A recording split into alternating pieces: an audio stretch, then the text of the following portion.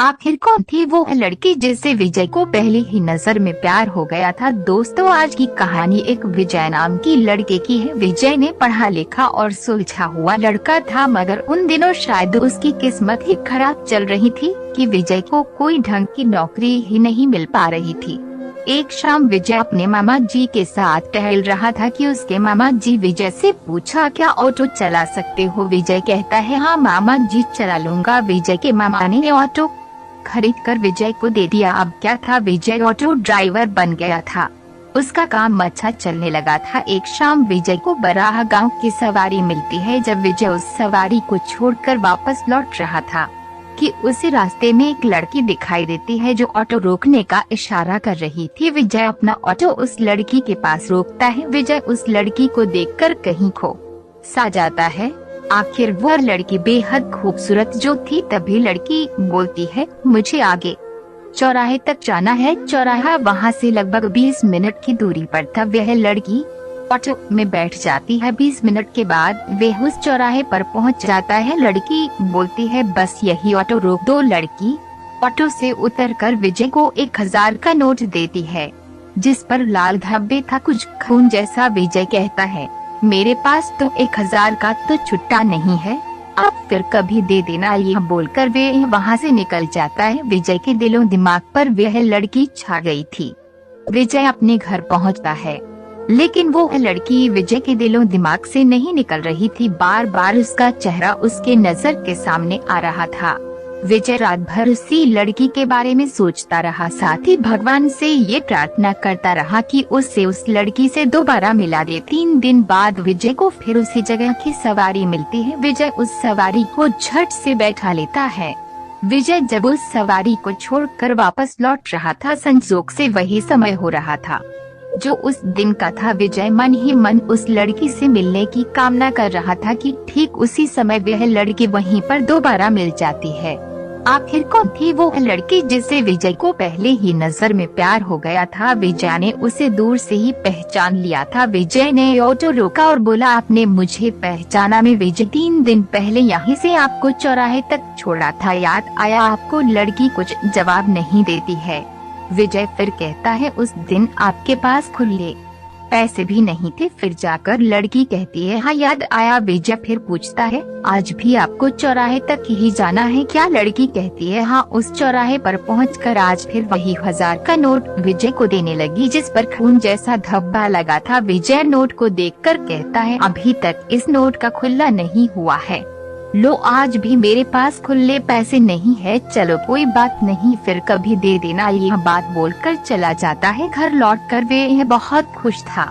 आखिरकार भगवान ने उसकी बात जो सुन ली थी। विजय डिसाइड करता है कि अगर तीसरी बार वे लड़की मिली तो मैं उसे अपने दिल की बात कह दूंगा। अगले ही दिन विजय ठीक उसी वक्त पर उसी जगह पर पहुंच जाता है जहां से वह लड़की उसकी ऑटो में बैठती थी।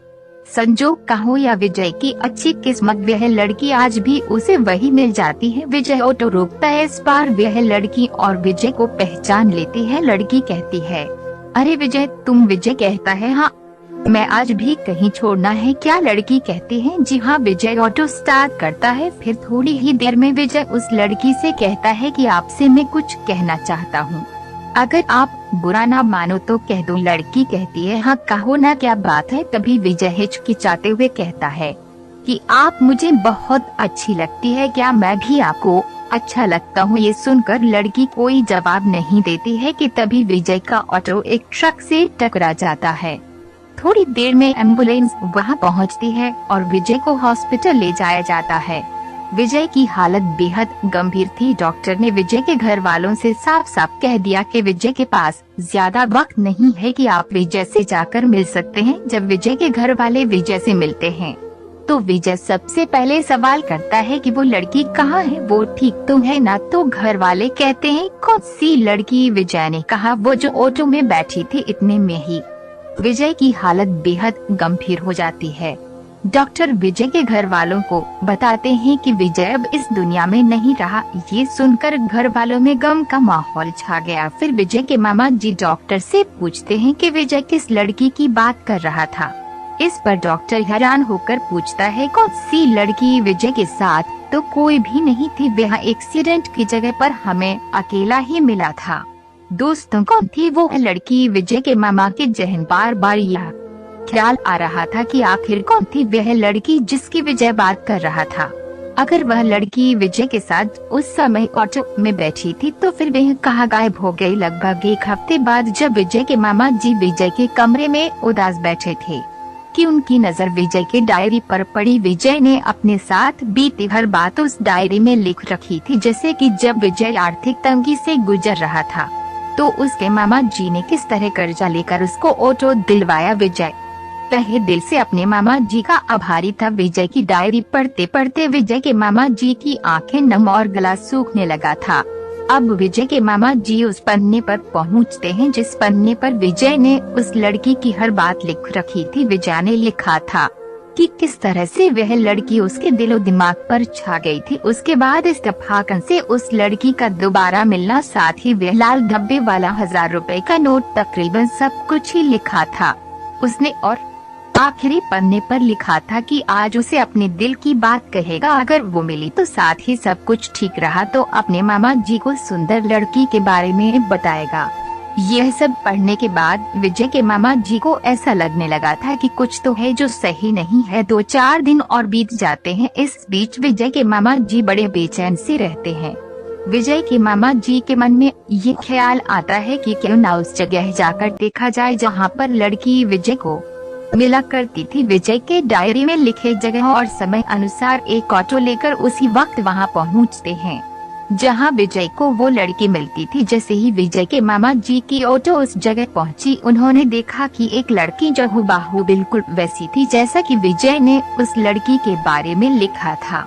इससे पहले विजय के मामा जी उस लड़की तक पहुंचते, एक दूसरी ऑटो उस लड़की के पास जाकर रुक जाती है और वह लड़की उस ऑटो में बैठ जाती है।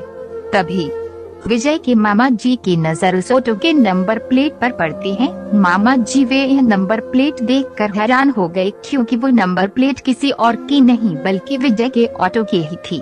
ये जानने के लिए कि ये ऑटो चला कौन रहा है, विजय के मामा अपने ऑटो चालक ड्राइवर को कहते हैं कि उस ऑटो को ओवरटेक करो। जैसे ही विजय के मामा जी की ऑटो बराबर में पहुंचती है, वो देखते हैं कि ऑटो कोई और नहीं बल्कि विजय ही चला रहा है। ये देखकर उनकी आंखें फटी की फटी रह गई और देखते ही देखते वह ऑटो एकदम से गायब हो गई। विजय के मामा जी को यह सब देखकर समझ आ चुका था कि विजय की मौत एक एक्सीडेंट नहीं बल्कि कुछ और ही वजह से हुई थी। दोस्तों, हमारी ये कहानी आपको अच्छी लगी हो तो वीडियो को लाइक और चैनल को सब्सक्राइब करें। मिलते हैं किसी और इंटरेस्टिंग कहानी के साथ। तब तक आप चैनल में मौजूद अन्य कहानियों को सुनिए। धन्यवाद।